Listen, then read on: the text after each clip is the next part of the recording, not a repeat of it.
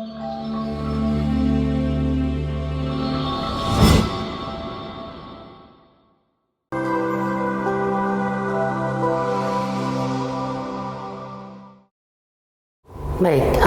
tadi kita sudah mendengarkan cerita menarik dari Mas Nando, mulai dari Amerika, mulai dari 97 bahkan 97 yang itu menjadi titik awal sebenarnya pertemuannya dengan politik, ya, lalu menimba ilmu ke Amerika dan akhirnya memutuskan balik ke Indonesia dan justru dan bahkan membuat usaha di Jawa Tengah, di dapilnya. Jadi bukan anak Jakarta yang kemudian karena caleg tiba-tiba turun ke dapil gitu, bukan, ternyata sudah punya basis di daerahnya.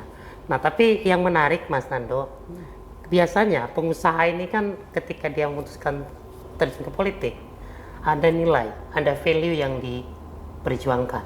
Nah, Mas Nando sendiri kira-kira apa sih Mas yang ingin diperjuangkan sebenarnya ketika memutuskan untuk masuk ke politik dan jadi caleg DPR?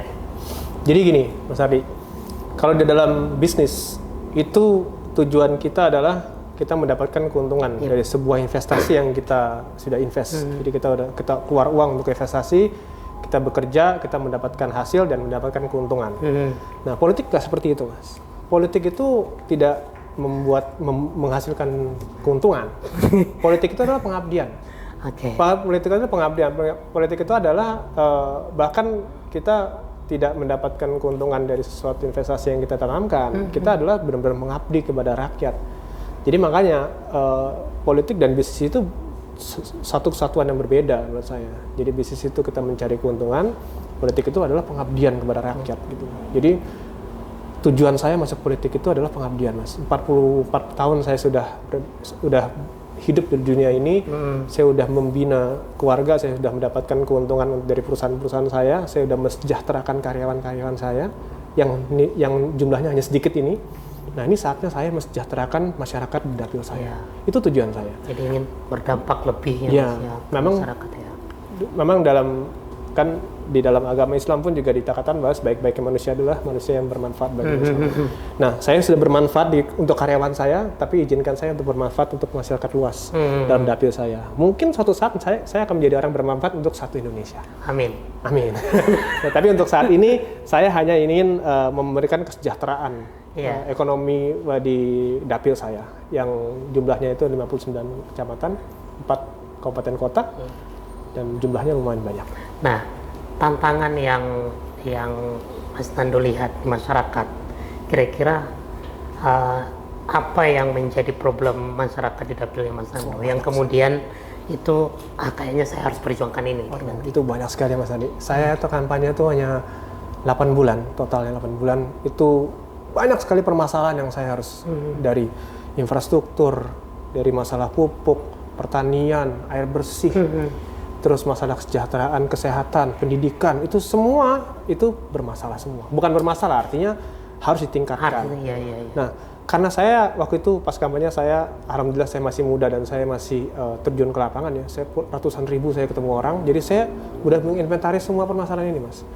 Saya udah menginventaris permasalahan ini. Jadi insya Allah nanti kalau saya sudah menjabat, sudah dilantik, insya Allah saya akan balik ke dapil saya dan insya Allah saya akan satu persatu saya akan mengurai permasalahan-permasalahan ini. Saya penasaran, kira-kira janji yang pernah disampaikan ke masyarakat itu mungkin banyak gitu ya, 1-2 nih Mas Nando yang mungkin bisa di-spill ke pendengar kita. Oke, jadi sebenarnya yang saya lakukan 8 bulan terakhir pada saat saya kampanye itu sebenarnya bukan hanya janji. Saya menjelaskan kepada warga konstituen saya bahwa DPR RI itu adalah hanya seorang jembatan bagi rakyat ke pemerintah pusat. Selayak namanya adalah Dewan Perwakilan Rakyat. Jadi kami hanya wakilnya panjenengan semua. Saya bilang, saya itu hanya wakilnya Bapak Ibu-Ibu sekalian. Jadi permasalahan apa yang akan saya temukan di bawah dari Bapak Ibu sekalian itu akan saya sampaikan ke kementerian atau di pemerintah pusat. Jadi saya tuh hanya jembatan aja.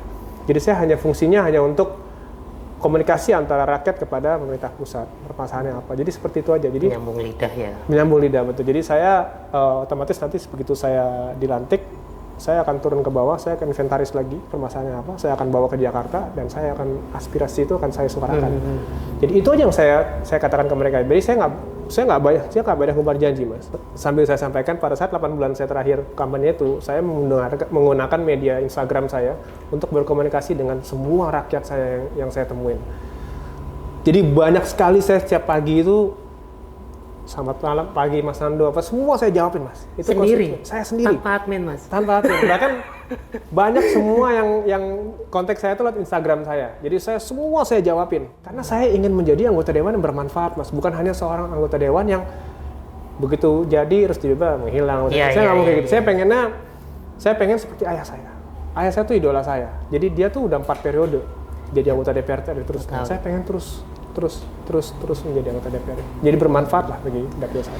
Nah, itu tadi yang soal cerita banyak politisi yang melupakan dapil atau melupakan konstituen, kan cerita itu kan banyak, Mas. Dan itu terekam di memori publik itu. Sebagai seorang pengusaha baru, maksudnya orang yang sudah lama di dunia bisnis, sudah lama di dunia usaha, kemudian masuk ke politik, yang kira-kira menurut Mas Nando nilai-nilai di dunia usaha itu yang bisa kita bawa ke politik itu apa sih, Mas? Sehingga kemudian publik percaya gitu, kalau kita pilih anggota DPR yang dari pengusaha itu lebih baik misalnya dari yang lain, misalnya kira-kira. Ya paling nilai yang paling bisa saya jual pada saat itu adalah saya sudah selesai dengan hidup saya. Saya sudah puluhan tahun saya kerja, saya sudah mendapatkan tabungan yang cukup untuk saya dan keluarga saya. Jadi saya tidak mencari hal-hal seperti itu lagi. Yang saya cari adalah pengabdian kepada rakyat. Itu yang saya jual. Nah, kita melihat di beberapa pemberitaan ya, Mas Nando, ini kan cukup banyak bicara soal ekonomi, BUMN, bahkan sesekali saya mengkritik kebijakan di Kementerian BUMN gitu ya. Saya mau tahu, nanti kalau sudah terpilih, sudah dilantik jadi anggota DPR tanggal 1 Oktober. Ya, itu kira-kira akan memilih di komisi mana, Mas? Oh gitu. Jadi kalau saya ditanya komisi mana, otomatis saya berharapnya itu komisi yang saya sudah punya background. Saya sudah pengalaman di bidang itu. Saya sudah tahu gimana penyelesaiannya mengenai sektor-sektor itu. Nah, kenapa tadi sempat dikatakan bahwa saya sering komentar mengenai BUMN, ekonomi, keuangan? Karena wartawan yang nanya ke saya, kalau bukan sekitar itu, saya nggak pernah jawab. Saya bilang saya nggak paham kalau masalah itu. Tapi kalau misalnya saya bicara ekonomi, kita bicara BUMN, kita bicara keuangan, itu saya paham sekali. Karena itu adalah bidang saya, itu adalah background saya, itu sesuatu yang saya tekuni selama bertahun-tahun di negara ini. Jadi otomatis saya gatel untuk berkomentar di situ. Gitu. Ya, jadi itu tadi cerita Mas Nando bagaimana beliau merawat dan memperjuangkan aspirasi di masyarakatnya.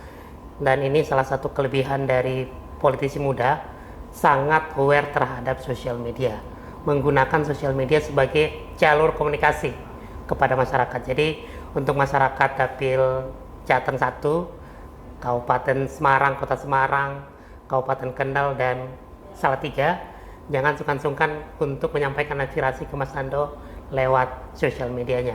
Sosial media dijawab sendiri, jadi bukan lewat admin. Jadi semua aspirasi insya Allah akan dibaca langsung oleh Mas Nando. Baik, Mas Nando, sebelum kita akhiri percakapan kita, perbincangan kita pagi hari ini, kita mau kuis dulu, Mas Nando. Oh, iya. Ini kuisnya jawab cepat, disordered. Jadi nanti saya akan tanya ke Mas Nando dan mohon dijawab untuk cepat dan ringkas. Nggak perlu ada penjelasan. Langsung aja. Jadi tegang nih saya ini. Oke, kita mulai, Mas. Oke. Pertanyaan pertama, Kendal atau Jakarta? Kendal. Bisnis atau politik? Politik. Ternyata bisnisnya sudah mulai dilupakan kayaknya. Main golf atau goes? Goes. Nah, masyarakat ini banget ya, sehat banget gitu. BUMN atau kementerian? BUMN-nya maksudnya perusahaannya? Kementerian. Kementerian. Nih, ini udah agak serius nih kita nih. Bahlil atau Erlangga? Bahlil lah ada. Karena ketum baru kayaknya. Bahlil lah ada dia. Kemudian, nah ini masuk kita ke pilkada. Ahmad Lutfi atau Andika Perkasa? Ahmad Lutfi, of course. Udah pastilah. Dukung Golkar soalnya. Terakhir, Prabowo atau Gibran? Prabowo. Prabowo Setuju. presiden terpilih. Baik, terima kasih Mas Nando atas perbincangan kita pada pagi hari ini. Sebelum kita tutup, kita mau mendengarkan dulu closing statement dari Mas Nando. Mungkin ada pesan-pesan buat masyarakat di Jateng 1 yang sudah memilih Mas Nando di pemilu kemarin. Baik, pertama-tama saya mengucapkan banyak terima kasih, terutama ke Mas Hardi dan Promedia yang sudah mengundang saya, yang sudah memberikan kesempatan saya untuk datang ke sini dan mengulik perjalanan hidup saya. Pesan dari saya tentunya untuk dapil saya, kemarin ada 63.881 suara untuk saya. Terima kasih banyak atas pilihan saya. Tapi saya di sini bukan sebagai anggota dewan untuk 63.000, tapi saya sebagai anggota dewan 4 kabupaten kota, Kabupaten Kendal, Kota Semarang, Kabupaten Semarang, dan Kota Salatiga. Jadi insya Allah doakan saya berjanji akan menjadi anggota DPR RI yang amanah, yang mewakili 4 kabupaten kota tersebut, bukan hanya orang yang milih saya, tapi seluruh warga 4 kabupaten kota tersebut. Jadi sekali lagi terima kasih, Nadi. Insya Allah nanti di lain kesempatan kita bisa ketemu lagi.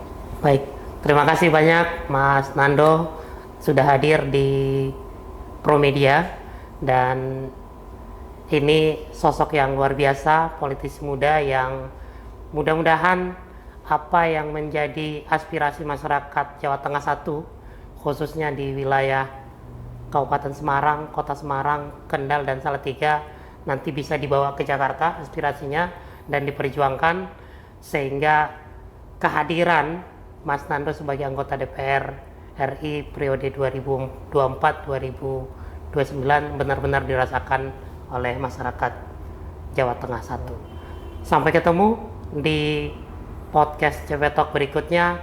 Assalamualaikum warahmatullahi wabarakatuh. Waalaikumsalam.